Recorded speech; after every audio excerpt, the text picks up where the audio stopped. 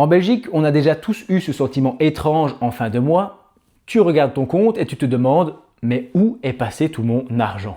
Les factures, le plein d'essence, les courses, le loyer, un repas à l'extérieur de temps en temps, tout y passe. Et pourtant, tu travailles dur, tu fais ton job sérieusement, tu ne fais pas trop d'excès, tu essayes toujours de mettre de côté. Tu as vu quelques vidéos peut-être sur l'investissement, l'éducation financière et ce genre de contenu, mais épargner est compliqué. Alors investir, n'en parlons pas.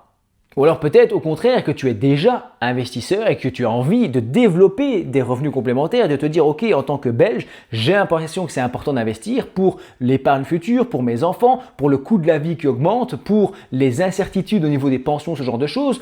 Pas de grands signaux d'alerte ici, faut pas être parano, mais tu as envie de prendre un petit peu les choses en main, de prendre ton avenir financier et celui de ta famille en main, c'est une bonne chose, en commençant par épargner, en gérant son budget et pourquoi pas se mettre à investir, même si investir, quel que soit l'investissement, comporte des risques de perte en capital. Je dois toujours placer un petit disclaimer, aucune recommandation d'acheter, de vendre ou de faire quoi que ce soit, aucun conseil en investissement, fais toujours tes propres recherches. Et si tu veux avoir des fonds supplémentaires pour décupler ta capacité à épargner ou à investir, eh bien tu es tombé sur la bonne vidéo. Parce que pour avoir plus d'argent, quel que soit le projet que tu as en tête, il y a deux grandes directions principales. Il faut dépenser moins et il faut gagner plus. Idéalement, on fait les deux. Tu dépenses moins, d'accord, tu essayes de vivre un petit peu en dessous de tes moyens, d'accord, il faut vivre aussi. Moi, je ne suis pas un partisan des méthodes trop hardcore où vraiment tu vis avec le minimum. Tu peux le faire, de toute façon, moi, je viens de faire un disclaimer qui dit que je ne te dis pas quoi faire. Mais moi, j'en suis moins fan. Il faut dépenser moins, il faut faire attention à ce qu'on fait, il faut budgétiser. Mais je suis aussi de la team de ceux qui se disent qu'il faut aussi gagner plus. Avec ces deux leviers, normalement, la différence peut être énorme. Pour gagner plus, on a tous tendance à attendre une promotion, à se dire je vais me former davantage, c'est bien de se former et je vais essayer d'avoir une promotion, je vais essayer de changer de barème, je vais essayer d'évoluer dans mon travail. En gros, on bosse au maximum et puis on attend que quelqu'un d'autre fasse les choses à notre place. Puisque dans ce scénario, c'est notre patron, c'est le supérieur, c'est quelqu'un d'autre qui doit faire quelque chose. Mais la réalité, c'est que si tu veux gagner plus, peut-être qu'il faut reprendre la main. La solution n'est peut-être pas de bosser plus pour quelqu'un d'autre, mais de bosser pour soi-même. Pas besoin de tout plaquer et d'espérer devenir Elon Musk. En Belgique, on a des outils pour ça et il y a des possibilités pour dégager un revenu complémentaire. Je vais t'expliquer ça dans cette vidéo avec mon premier chapitre, facture, passion et sens du travail. Le quotidien de 90% des Belges, c'est de travailler pour payer les factures. Et il n'y a rien d'honteux à ça. Moi aussi, je travaille pour payer les factures, j'aime mon métier, j'aime bien, mais il y a beaucoup de gens qui aiment leur métier et qui se disent punaise, j'aurais bien aimé faire ça, j'aurais bien aimé faire ça, j'aurais bien aimé faire ça, mais ça paye pas, ou alors je suis pas sûr que ça va fonctionner, ou alors j'ai peur de m'y mettre, etc. Mais il y a peu de gens finalement, je pense, qui se lèvent le matin en se disant punaise, j'accomplis un truc incroyable, ça me passionne, etc. Ça existe. Moi-même, j'avoue que j'aime beaucoup mon métier, mais il y a d'autres choses que j'avais envie de faire. Tu vois, je me dis punaise, on n'a qu'une vie et se limiter à un métier toute sa vie, c'est un peu malheureux de se dire voilà, pour moi, il n'y a pas de reboot à l'infini, donc il n'y a pas de sauvegarde et plus tard, il n'y aura rien. Donc si tu kiffes la moto, la peinture, la photo, le dessin peut-être, la cuisine, les jeux vidéo, les plantes, les animaux, j'en sais rien, eh bien, ce sera jamais un métier ou un truc comme ça puisque tu as déjà ton métier de base qui est devant. Et là où je veux en venir, c'est cette espèce de choix qu'on a tous dû faire à un moment donné, je ne sais pas pourquoi, entre un métier sérieux qui fait vivre et un métier passion, mais qui ne rapporte pas assez. Sauf que depuis quelques années, ce mur semble être tombé. Aujourd'hui, il est tout à fait possible de monétiser à peu près n'importe quelle passion, sans pour autant devoir quitter son job, on est d'accord. En fait, c'est principalement là que le statut d'indépendant complémentaire entre en jeu. Ce statut, c'est une particularité belge qu'on sous-estime énormément puisqu'il permet de développer et de démarrer une activité complémentaire en tant qu'indépendant tout en gardant son emploi principal. En clair, tu restes salarié, fonctionnaire, infirmier, peu importe, et tu vas pouvoir facturer à côté une activité avec ton entreprise. Pas de passage chez le notaire, pas d'énormes frais à mettre en avant. Moi, dans mon souvenir, c'était à peu près une centaine d'euros d'immatriculation à TVA et peut-être aussi une grosse centaine d'euros chez un guichet d'entreprise. Donc, on était peut-être à 200, 300 euros pour créer son entreprise et se lancer en tant qu'indépendant complémentaire. On ne parle pas ici de société, bien entendu, on parle d'une activité en plus. Et les cotisations sociales, au début en tout cas, sont relativement réduites. 100 euros par trimestre, ça fait 400 euros par an. Donc 400 euros par an de minimum de cotisation, plus les 200, 300, 400 euros au départ. Bon, ça dépend évidemment de l'activité, de s'il faut acheter du matériel et tout ça, mais on n'est pas non plus sur des budgets à 10 000, 20 000, 30 000 euros. On est loin de ça pour la plupart des projets. Et la grande force qu'on a dans ce statut par rapport à la plupart des autres indépendants, c'est que on peut tester des choses, on peut se tromper, on peut rater, puisqu'il n'y a pas la pression du salaire derrière. Tu vois, quelqu'un qui fait de la pâtisserie, c'est son métier, tu vois, il se dit ok, il faut que j'en fasse parce qu'il faut que ça vende et il faut que je vive de ça, c'est mon métier. Toi, si tu fais un peu de pâtisserie à côté et que tu as une passion avec ça, ce sera différent. Attention que tout ce qui est alimentaire, il y a l'AFSCA, il y a des réglementations, enfin tout ça, il faut se former, il y a des diplômes des fois à avoir, etc. Donc des choses qu'on peut passer, mais de nos jours, c'est beaucoup plus accessible aussi de passer ces formations, les systèmes de jury central, etc. Et avec certains examens, on peut obtenir les certifications nécessaires et pouvoir se lancer. Et contrairement à ce que tu pourrais penser, c'est pas réservé aux jeunes ou aux influenceurs. Des milliers de Belges, d'accord, ont ce qu'on appelle un side business, ont une petite entreprise, ont une activité à côté de leur travail. Ça leur fait gagner 100, 200, 300 euros net par mois. Je te parle pas ici de devenir riche, tu vois, c'est pas une vidéo devenir riche facilement, machin. C'est pas du tout ça. C'est de se dire, j'ai un métier que j'aime et j'ai envie de mettre une partie de mon temps libre à profit dans une activité complémentaire. Ça peut des fois être beaucoup plus, 300, 400, 500, 600 euros par mois. Après, il faut voir après impôts, etc. et tout, mais ça peut être super intéressant.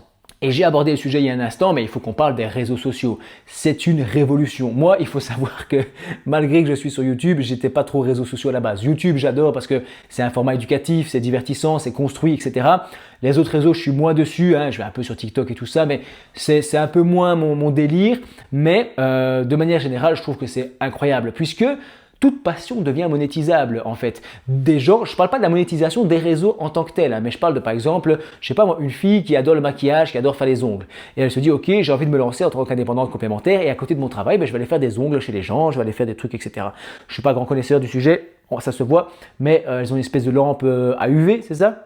Un truc qui, je ne sais pas si ça chauffe, et qui fait les ongles. Bref, je m'enfonce dans mon exemple, mais tu as compris l'histoire. Eh bien, cette fille, elle peut tout à fait faire un compte TikTok, un compte Instagram, etc. Présenter un petit peu ses créations. Alors, elle n'aura pas énormément de followers, mais c'est pas le but. Tu vois, la monétisation et le business en ligne, c'est surtout l'idée de montrer, d'avoir une vitrine qui montre ce qu'elle fait. Quand j'étais jeune, il y avait un garçon au fond de la classe qui faisait des dessins. Et on se disait, ouais, c'est cool, il sait bien dessiner et tout. Et au fur et à mesure des années, le mec, il était toujours au fond à faire ses petits dessins. Et à la fin, quand on est arrivé en réto, en sixième, le mec, il dessinait, c'était super, super impressionnant. Et ensuite, il est devenu comptable parce que le dessin, en fait, ça paye pas forcément, tu vois. Attention, ne m'attaquez pas en commentaire. Je sais qu'il y a des métiers liés à ça, mais c'est quand même compliqué, tu vois. Donc, c'est plus une passion que directement un métier de base, tu vois. Même si je sais l'art, tout ça, encore une fois, ne me faites pas dire ce que je n'ai pas dit. Mais donc, ce gars-là, malheureusement, son dessin, peut-être, je sais pas s'il dessine encore, tu vois, j'ai plus de contact. Mais je me dis, en fait, c'est malheureux. À l'époque, on te disait, voilà, c'est pas un métier, fais des vraies études et va faire comptable, c'est très bien. Mais derrière son dessin, il le fait peut-être plus. Alors qu'aujourd'hui, je vois des gars sur TikTok et des filles qui se filment, même pas de visage, ils mettent juste une lampe comme ça en haut et ils se filment en train de dessiner. Puis ils mettent ça en accéléré et tu vois le dessin qui se fait. J'aime beaucoup regarder ça, c'est très satisfaisant. Et ils font des centaines, des milliers, des millions de vues et ça leur rapporte de la monétisation. Puis après, ils font des partenariats avec des marques pour vendre des marqueurs, des papiers, des bazars, ou bien ils peuvent faire leur création. Enfin bref, ils développent une activité qui est généralement, en tout cas au départ, toujours à côté d'un autre métier. Et après, il y a plein de créateurs belges. Il y a le menuisier qui montre ses créations, il y a le graphiste qui dévoile un logo qui vient de livrer, le boulanger qui montre la cuisson, etc. de ses produits. Et donc, le but, c'est qu'ils ne font pas ça pour devenir influenceurs, ils font surtout ça pour montrer, pour vendre, pour avoir une vitrine de leurs produits. Et pour certains, ça peut ensuite mener à une communauté, ça peut mener aussi à quelque chose de plus grand. Et là où je veux appuyer aussi, c'est sur cette idée de publicité gratuite en fait. Où avant, quand tu lançais un truc comme ça, mais que tu étais inconnu, oui, bouche à oreille, tu avais la grand-mère et les grands-pères et les cousins qui achetaient, et puis après, tu n'avais plus de clients parce que tu étais inconnu. Tandis qu'aujourd'hui, tu peux gratuitement développer ça. Par exemple, moi, il y a des indépendants complémentaires dans ma région. Pour peu que j'ai un ami ou quoi en commun, on me dit sur TikTok, vous connaissez peut-être telle personne, et on me montre cette personne. Et en fait, c'est un TikTok où on voit qu'il travaille, ou qu'il vend un truc, ou il lave des voitures, ou je sais plus quoi. Et tu te dis, punaise, c'est dingue, en fait.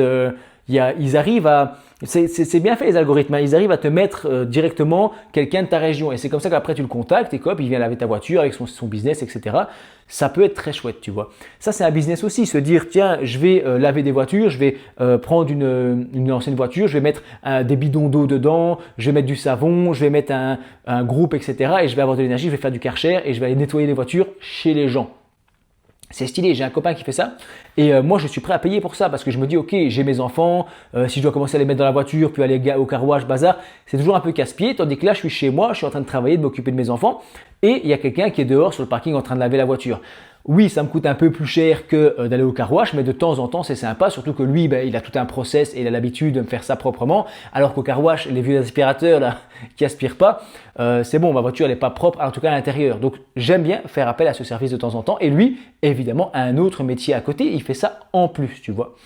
Et pour en revenir à l'ADN de ma chaîne qui est quand même sur l'investissement en bourse en Belgique, eh bien ce surplus de revenus, même si on le fait par passion et qu'on n'en a pas forcément besoin dans son train de vie, eh bien on peut se dire ok, je pourrais l'investir, dans quelque chose. Et si on est déjà investisseur, on peut se dire peut-être que c'est de là qu'il faut venir rajouter peut-être du cash et accélérer ainsi les intérêts composés, accélérer son investissement, accélérer et faire gonfler les sommes qu'on a, puisque on le sait, c'est un système de pourcentage et donc plus la somme est élevée, plus l'impact est grand. Même si toujours un petit disclaimer évidemment, investir comporte des risques de perte en capital.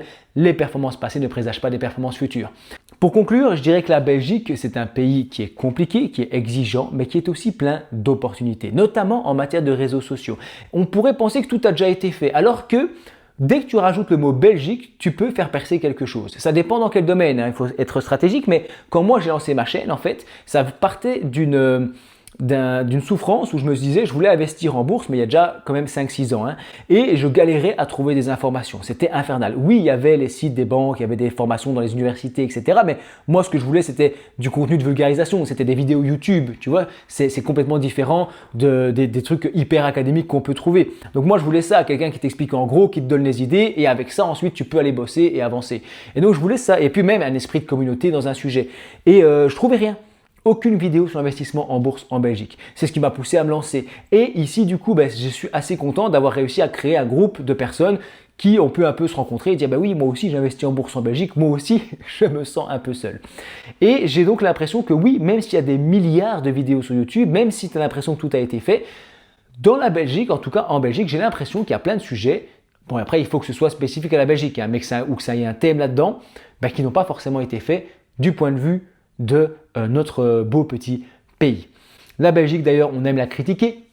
Les taxes, les charges, l'administratif, très lourd. Oui, tout ça, ça existe. Mais en même temps, c'est un pays qui te permet de te lancer sans tout risquer. Avec ce fameux statut d'indépendant complémentaire, même si je ne veux pas te vendre du rêve, évidemment qu'il y a un système assez taxé là-dedans. Ça vient s'ajouter à tes revenus d'impôt des personnes physiques. Donc tu vas payer plus d'impôts là-dessus. Mais bon, au lieu d'attendre une promotion miracle ou que quelqu'un se bouge à ta place, peut-être qu'il serait temps de prendre les choses en main. Dis-moi ce que tu as pensé de tout ça en commentaire, pense à t'abonner et je te dis merci d'avoir regardé ma vidéo jusqu'au bout.